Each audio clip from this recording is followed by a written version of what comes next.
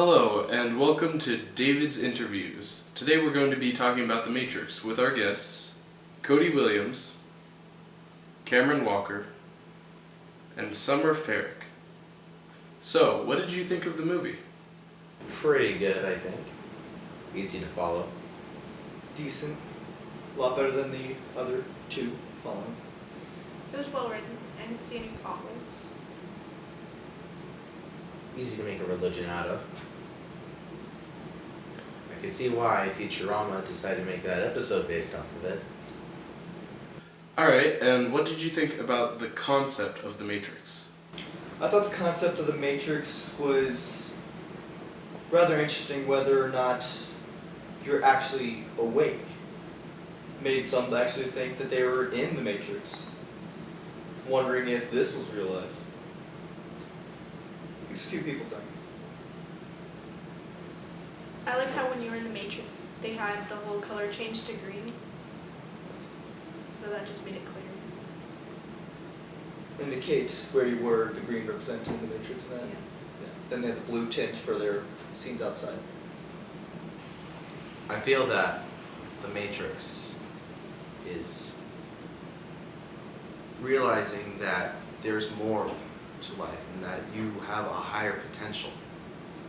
And that once you realize this, you can work hard to strive for it. And then once you do, greatness can come from it. Now, what if I told you that The Matrix is actually an allegory for Christianity?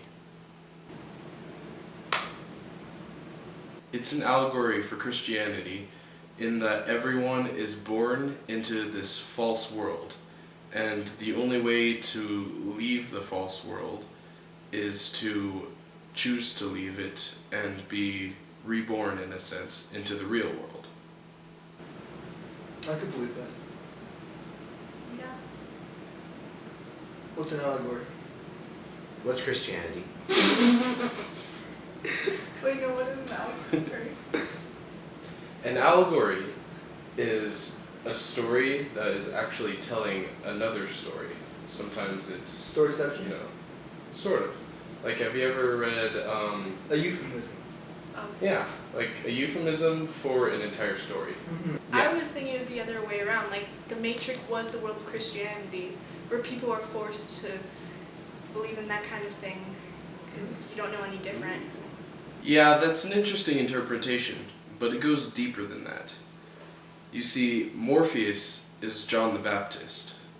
Trinity may very well be the Virgin Mary, or any other female character in the story of Jesus. Cypher is Judas, and Neo, the One, is, of course, Jesus. Wait, but Jesus and, like, Trinity, like, had a thing. And you just said Trinity was The Virgin Virgin Mary. So very, very well, maybe. That's, I don't understand the Bible. Trinity is just like female characters in the Bible. Alright, now going back to the scene where Neo is shot by Agent Smith, who has been interpreted as both the devil and the Antichrist.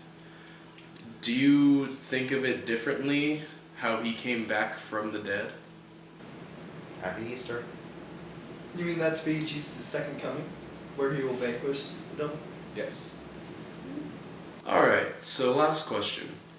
Has the interpretation of the Matrix as a parallel to Christianity affected the way you like or dislike the movie? And does it make you interested in watching any of the sequels? I think looking at it with a religious viewpoint instead kind of puts a whole new look on the film.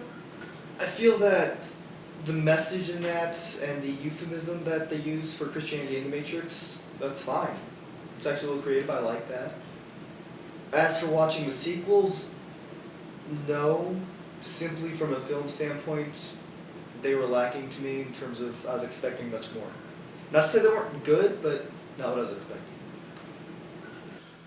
Alright, that concludes our interview. Thank you so much for our guests, and we will see you guys next time when we come back to talk about The Matrix Reloaded and The Matrix Revolutions.